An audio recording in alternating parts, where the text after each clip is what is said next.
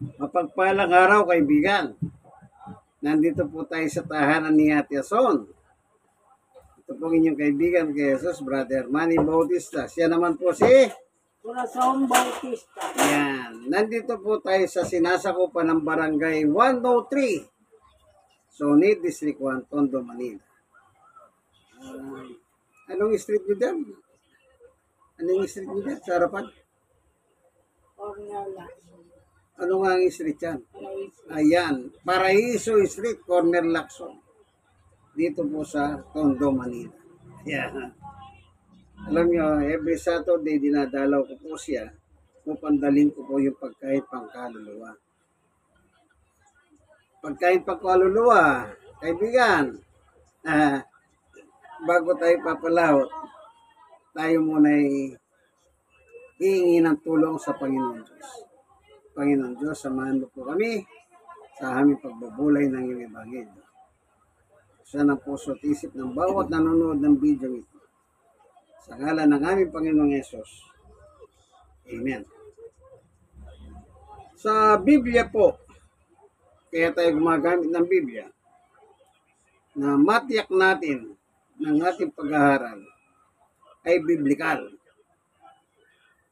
Mahirap naman nagkukwentuhan tayo tungkol sa Panginoon Diyos o sa Panginoong Yesus, hindi natin nakasalig sa Biblia.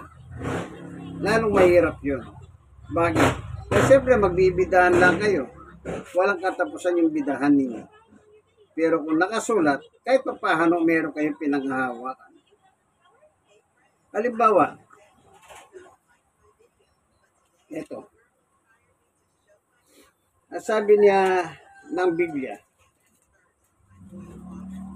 basahin natin ano sabi dito. Ayon kay San Pablo, apostol ng mga kaintilan, sa unang Korinto chapter 1 sa 23, ngunit ang pinangangaral namin si Kristo ang ipinako sa krus, isang katitisuran sa mga Hudyo at kahangalan sa mga hentil. Wala talagang paginabang sa kanila. Mapahentil, mapahudyo, walang paginabang. Ang pagpapahirap ni Jesus sa kanya sarili sa ibabaw ng krus. O kita nyo, ano sabi ni Pablo? Sa mga kapwa nila Hudyo kasi si Jesus, Hudyo rin si Pablo. Anong sabi? Katitisuran. Pagdating naman sa mga hindi Hudyo, kahangalan. O, ano bang ibang termino ng kahangalan? Kabaliwan. Kawalang kwenta. Para sa kanila, walang kakwenta-kwentang nangyari kay Jesus. Naalala ko po yung isang reliyon na sabi niya, nang hindi niya matubos ni Jesus yung kasalanan, siya nga nagpakamatay. Nalintulad nila si Judas Iscariote. Yun, nagpakamatay yun. Binenta niya si Jesus sa 30 pirasong pilak sa kanyang panahon. Pero kay Jesus, wala namang benta-benta, wala namang binenta si Jesus. Pero pinagbintangan siya na hindi niya makayang tubusin ng tao. Ang ginawa niya, nagpakamatay. Iba rin ang ng tao, ang panghuhusga. Ngayon, ang pinangangaral nami, yung salitang nami, o namin, ibig sabihin, hindi lang siya mag-isa. Marami sila, mga apostol. Ang pinangangaral nila is about Jesus. Pero, si Pablo, yung napako sa krus naman ang kanyang pinangaral. Si Pedro naman, kung titignan natin, sa 4:12 ng Gawa, tignan natin, anong sabi ni San Pedro, o Apostol Pedro, 4:12,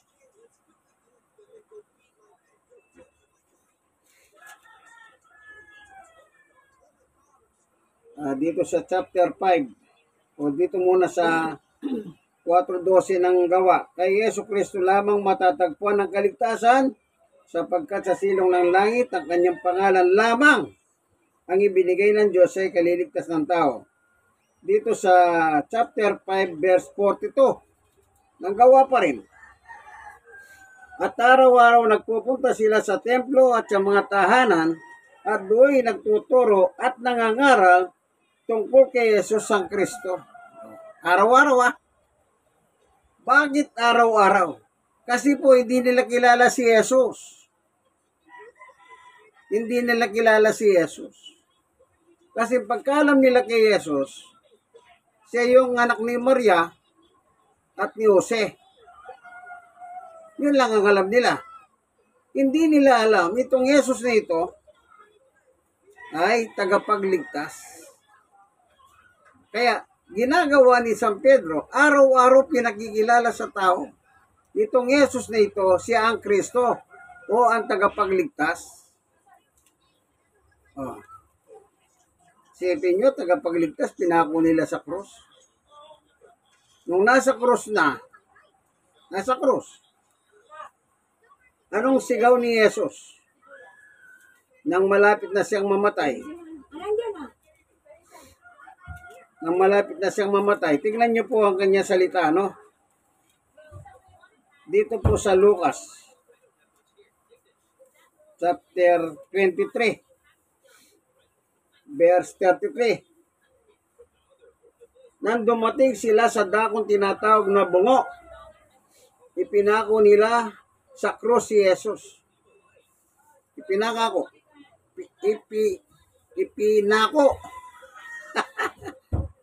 Okay. Sa 34, sinabi ni Jesus, Ama, patawarin mo sila sapagkat hindi nila nalalaman ang kanilang ginagawa. Kita nyo? Ama, patawarin mo sila. Isipin nyo, kung alam lang nila si Jesus ay tagapagligtas, hindi nila gagawin yan. Kaya sa panahon ng Pentecostes, nang magsimulang mangaral sila Pedro at Pablo, yun po ang kanilang pinapakilala na si Jesus ay tagapagligtas.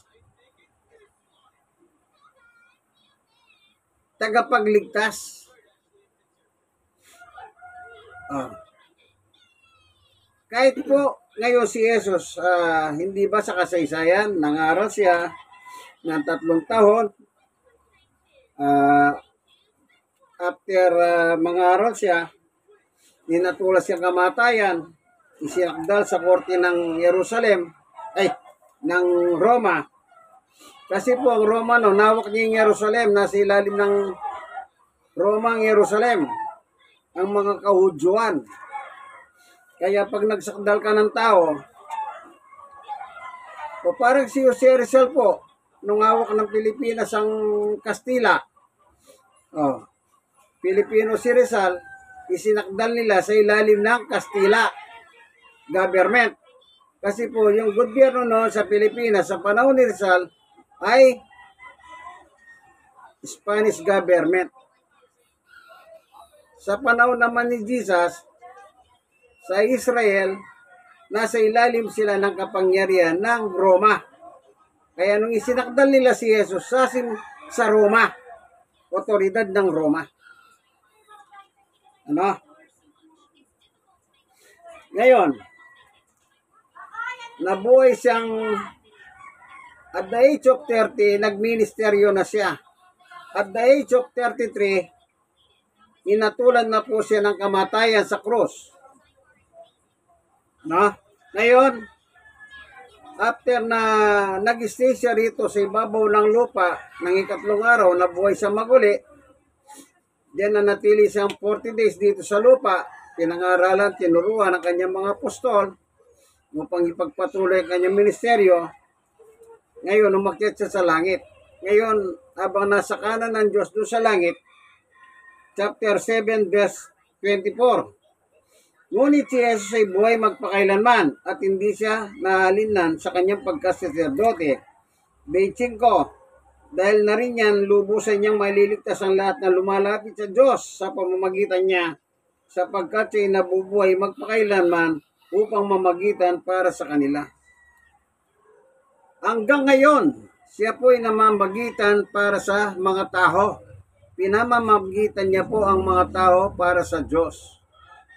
Ganon din po, nung nasa ibabaw na siya ng krus sa dako ng bungo, doon ang binasa natin, doon si pinako, at doon din naipako yung dalawang salarin. Anong sabi niya? Ama, patawarin mo sila. Yung mga umatol sa kanya ng kamatayan. Kasi nga, hindi po nila alam ang ginagawa nila. Kung alam lang nila, si Jesus ang tagapagligtas nila, hindi nila ipapako yan eh. Baka sila mismo ang magbabantay kay Jesus. Pero hindi po eh. Kaya pinangingi niya ng tawad. At hanggang ngayon, nasa langit si Jesus. Hanggat hindi siya bumabalik, patuloy siyang namamagitan sa mga tao at sa Diyos. Kasi po, anong sabi? Siya'y nabubuhay magpakailanman. Yung laman po yung namatay sa ibabaw ng cross at muling binuhay ng Diyos sa Espiritu. Tandaan po ninyo, yung laman na binigay ng Diyos, yun po yung napako sa cross. Kasi kung hindi po ipapako sa cross si Jesus, wala po tayong kapatawaran. Kung wala siyang laman, paano siya ipapako? Tingnan natin dito sa Hebreo chapter 10. Anong sabi dito sa verse 5? Dahil dyan, nang si Kristo inanawag sa sanlibutan, sinabi niya sa Diyos, ang mga hayin at andog na mga hayop ay hindi mo ibig, kaya tinihanda mo ang aking katawan upang maging hayin. O, kita nyo po, inihanda mo, ano sabi niya? Kaya inianda mo ang aking katawan. Yung katawan na binigay ng Diyos, yun po yung nabuo sa loob na sinapupunan ni Santa Maria. Yun po yung pinako. Pinako siya sa laman, kaya namatay siya sa laman. Pero hindi po siya tuluyan namatay. Ang sabi sa Biblia, siya'y nabubuhay at namamalagi. Nabuhay po siyang muli, binuhay na siya ng Diyos sa Espiritu. Tandaan niyo po yan, ano? Binuhay siyang maguli ng Diyos sa Espiritu.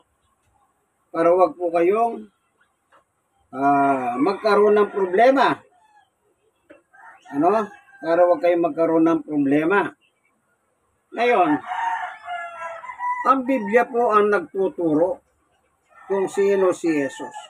Sa isang pagkakataon po, sa chapter 16 ng Mateo, nang magtanong si Jesus patungkol sa kanyang sarili, ang kausap niya ay ang grupo nila Pedro. Tignan po natin, ano? Sabi niya sa Mateo 16:15, kayo naman, ano ang sabi ninyo? Sino ako? Sabi ni Jesus. Para sa inyong mga apostol ko, sino ako? Sabi niya. Sumagot si Simon Pedro, kayo po ang Kristo, ang anak ng Diyos na buhay. Tagapagligtas, Kristo, at anak ng Diyos na buhay. Amen. Ngayon, yung sagot na yon, anong sabi ni Jesus? 17. Sinabi sa kanya ni Jesus, mapalad ka, Simon, na anak ni Jonas, sapagkat ang katotohanan ito'y hindi niyayag sa iyo ng sino man tao, kundi ng aking amang nasa langit. So, nagpahayag po pala na si Jesus ay tagapagligtas, mismo ang kanyang ama na nasa langit. Ngayon, ang tanong ito, kung alam kaya ng tao na si Jesus ay tagapagligtas nila, ipapako ba nila sa cross? Aatulan ba nila si Jesus? Uusgahan ba nila si Jesus? Ididimanda ba nila si Jesus? Aba, hindi po. Hindi nila gagawin yan. Kaya po ginawa nila yan kasi nga wala silang alam kay Jesus. Kaya sabi ni Jesus, Ama, patawarin mo sila. Habang naghihirap, nagdurusa sa ibabaw ng cross. Hindi po biro yon. Isipin niyo po, ipako yung dalawa mong kamay, ipako yung dalawa mong yung paha mo, nagkapatong sila ng ganyan. Walang tungtungan. At hindi mo naman mapiyasa yung pako. Bakit? Anong papiyasay mo doon? Nakapako ka rito. Magaganyan mo ba yung kamay mo? Para hawakan mo yung pako? Hindi. Kasi nandito yung pako eh. Kaya nung magpakita si Jesus sa mga apostol, doon sa chapter 20 ng 1, Tomas, tignan mo yung butas ng palad ko. Kaya pinako po sa palad eh. Yung iba naman, hindi raw sa palad, dito raw pinako. Sabi nga niya, tignan mo ang palad ko. Hindi sinabi niya, tignan mo itong wrist ko. Yung ibang reliyon kasi, ang turo nila, dito daw po pinako si Jesus, ha? Ang tawag dito, Ate Yason? Sa English kasi yan, wrist kasi yan, wrist. Dito, Sa pulsuhan. pulsuan. Hindi. Pag sinabi ni, Tomas, tignan mo yung butas ng aking palad. Pulsuan ba ito pa? Itong palad. Sino paniniwalaan nyo? Yung nagtuturo, pinako si Jesus dito? Hindi, dito. Kasi sinabi, tignan mo ang palad ko. Ipasok mo yung daliri mo. Kaya, ang hirap po, ano? Isipin mo, nakapako ka rin, tumutulo ang dugo. Yung dalawang paa mo, nakaganyan, tumutulo din ang dugo. Kaya ayon sa kasaysayan, ayon sa mga doktor, ang ikinamatay ni Jesus daw po, ayon sa nababasa ko, yung pagkatuyo ng tubig sa katawan. Yun, natuyan siya ng tubig. Kasi nga, yung dugo, tubig yun eh. Binubuho ng tubig yun. Siyempre, tumutulo yan. Kaya kainitan ng araw yan, tanghalian tapat eh. Di lumalabas yung dugo. Hindi ba yung sinibat siya rito ng gwardya? Lumabas dugo at saka tubig. Ano sabi ng gwardya? Tunay nga, itong anak ng Diyos. Si Jesus. Kaya ganyan po, ano. Kaya iniintindi ni Jesus, Ama, patawarin mo sila. Kahit po siya naghihirap sa ibabaw ng krus. Tayo pa rin po ang kanyang inuunawa, iniintindi. Hanggang ngayon, nasa langit na. Patuloy pa siya namamagitan sa atin at sa pagitan ng Diyos. Kasi po, anak siya ng Diyos na buhay. Siya po ang Kristo, ang tagapagligtas. Kaya pinangaral ni Pedro, siya ang tagapagligtas at pinangaral ni Pablo, ganun din po yung napako naman sa krus. Yung napako sa krus. Hindi ba dalawa yung kasama niyo ron? Anong sabi ng isa? Kung ikaw nga ang anak ng Diyos, bumaba ka dyan. Iligtas mo sarili mo at iligtas mo rin kami. Anong sabi naman ng isa? Di ka ba natatakot sa Diyos na wala namang kasalanan si Jesus? Samantalang tayo, dapat lang tayo parusahan ng kamatayan kasi nga mga walang niya tayo. Sinong naligtas sa dalawa? Di yung isa na makasalanan tayo. Inamin niya po yung kasalanan niya. Na dapat silang parusahan ng kamatayan, pero itong si Jesus ay wala namang kasalanan. Yung isa naligtas ba? Hindi. Imbis na humingi siya ng tawad, nilight niya pa si Jesus. Ano sabi niya? Kung ikaw ang anak ng Diyos, sige nga, bumaba ka dyan. Makakababa ba yun? Kasi nga, ang role ni Jesus doon, ganapin ang pagliligtas ng tao. Pero kung talagang gusto lang ni Jesus makawala, ba't hindi naman? Kaya naman pong gawin ni Jesus yun pero hindi, nakalahan po talaga siyang ipako sa krus para sa katubusan ng kasalanan. Kasi po, yung mga handog na hayop, hindi na po gusto ng Diyos. At siya na po ang naging handog, gaya ng isang kordero. Yun ang sinabi ni Juan doon sa 1:19 or 29. Basahin natin. Tingnan po natin. Tingnan natin ha. Chapter 1 ng 1 sa 29. Kinabukasan nakita ni Juan si Jesus na lumalapit sa kanya. Sinabi niya, narito ang kordero ng Diyos na nag-aalis ng kasalanan ng sanlibutan. Hindi ba tagapagligtas yan? Tagapagligtas, nag-aalis nga ng kasalanan Para maligtas ka, kailangan alisin muna yung kasalanan mo. Sa pamamagitan ng pagsuko mo sa buhay mo kay Jesus, kaibigan. Panahon na po ng pagsuko. Wala na po tayong magagawa. Lahat naman po tayo nagkasala. Lahat naman tayo, mayaman, mahirap, ano man ang kulay natin. Lahat tayo nagkasala. So, isuko na po ang buhay natin kay Jesus upang makasama po tayo sa sa pagliligtas niya sa ating kasalanan. Maraming salamat po, Panginoon Diyos. Meron kang isang anak na isinugo si Jesus na siyang naghirap, nagdusa hanggang siya at tulad siya ng kamatayan. Kasi po lahat naman kaming tao ay nagkasala. Maraming salamat po sa ngalan ni Jesus. Amen. Kayong mga nanonood ng video ito, like, share, na-share. Kayong mga na-sharean, i-share nyo po sa iba. Malay ninyo, pag na-share nyo sa iba, magdala sa kanila ito ng kaligtasan sa kanila. Ito po inyong kaibigan kay Jesus, Brother Manny Bautista. Siya naman po si... Corazon Bautista. Yan. Ang tawag dito, Home Bible Study.